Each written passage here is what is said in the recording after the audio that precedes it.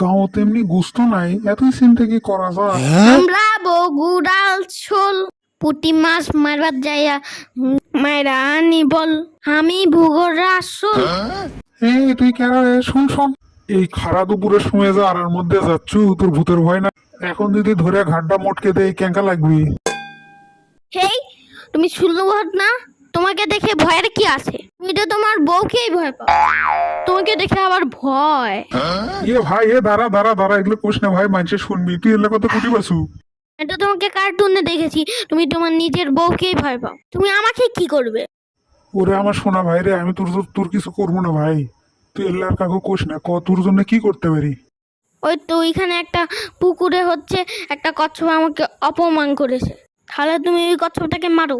ঠিক আছে ভাই, চল এই কচ্ছপে কি আজকে মারি? এত বড় কথা, তুই অপমান করে এর তো কোনো ছেঁড়া, তার বলে আবার অপমান, কিছু তো কওয়া যাবি না। ঠিক আছে চলো, আবার কচ্ছপকে দেখে ভয় পেও না।